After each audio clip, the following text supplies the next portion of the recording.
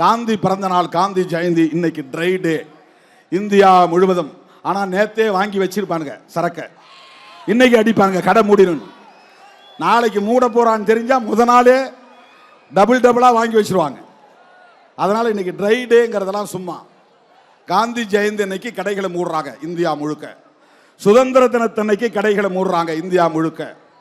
குடியரசு தினத்தன்னைக்கு கடைகளை மூடுறாங்க. மகாவீரர் பிறந்த நாள் கடைகளை மூடுறாங்க. கௌதம புத்தர் பிறந்த நாள் கடைகளை மூடுறாங்க. இப்ப ஐயா பாலபிரஜாபதி அடிகளார் வைகுண்டர் பிறந்த நாளிலும் கடைகளை மூடுங்கள், லீவு விடுங்கள், விடுமுறை விடுங்கள் என்று கேட்கிறார். இந்த 7-8 நாட்கள் தான் தோழர்களே இந்தியா முழுவதும் கடைகள் மூடப்படுகிற நாட்கள். மற்ற நாட்கள் எல்லாம் ஆராய் பெருக்கெடுத்து ஓடுகிறது. இந்தியா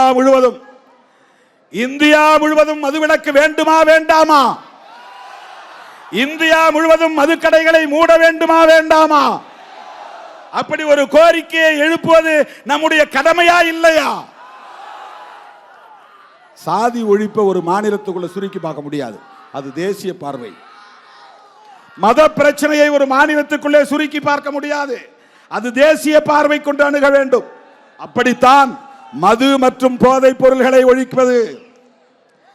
நரேந்திர மோடியின் நண்பர் அதானி சொந்தமாக துறைமுகம் வைத்திருக்கிறார், கப்பல் வந்து நிற்கிற இடம்.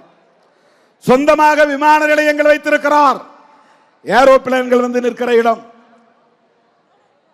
பத்திரிகைகளிலே செய்தி வந்தது, அதானியுடைய விமான நிலையத்தில் இருந்தும் அதானியுடைய துறைமுகங்களில் இருந்தும் போதைப் பொருள்கள், கோடிக்கணக்கான மதிப்புள்ள போதைப் பொருள்கள் கைப்பற்றப்பட்டது.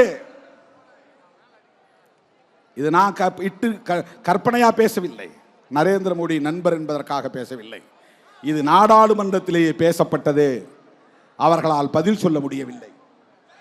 அயல் நாடுகளில் இருந்து போதைப் பொருட்கள் இந்தியாவுக்குள்ளே வருகிறது, கப்பல் வழியாக வருகிறது, விமானங்களின் வழியாக வருகிறது. இன்றைக்கு நம்முடைய குக்கிராமங்களிலும் கிடைக்கிறது. கஞ்சா, ஓபியம், கோக்கைன், பிரவுன் சுகர், இவையெல்லாம் போதை பொருட்கள். நாம இந்த சாராயம் குடிக்கிறோமே, அது இல்லாம வேற சில பொருட்கள்லாம் இருக்கு. அதை வெளியிலிருந்து கொண்டு வந்து அது ஒரு கள்ளச்சந்தைகளை விற்பனை செய்வதற்கென்று ஒரு பெரிய நெட்வொர்க் இந்தியா முழுவதும் இருக்கிறது. அதை யாராலும் ஒன்றும் செய்ய முடியாது. அதில் கோடிக்கணக்கிலே லாபம் சுரண்டப்படுகிறது. இதை யாராலும் கட்டுப்படுத்த முடியவில்லை. NDPS என்கிற பெயரால் ஒரு சட்டம் இருக்கிறது, narcotic drugs psychotropic substances act, அது ஆங்கிலத்தில். போதையூட்டும் மருந்துகள், நார்காட்டிக் ட்ரக்ஸ், சைக்கோட்ராபிக் சப்ஸ்டன்சஸ், உளவியல் மனதை பாதிக்கக்கூடிய, மனநோயாளி ஆக்கக்கூடிய பொருள்கள். அதை சாப்பிட்டா உனக்கு வந்து ஒரு மாதிரி அரைமெண்டல் மாதிரி ஆயிரும். அது இல்லைன்னா நம்மளால் ஒன்றும் பண்ண முடியாது, அப்படியே எந்த நேரமும் ஆடிக்கிட்டே மிதந்துக்கிட்டே இருப்போம்.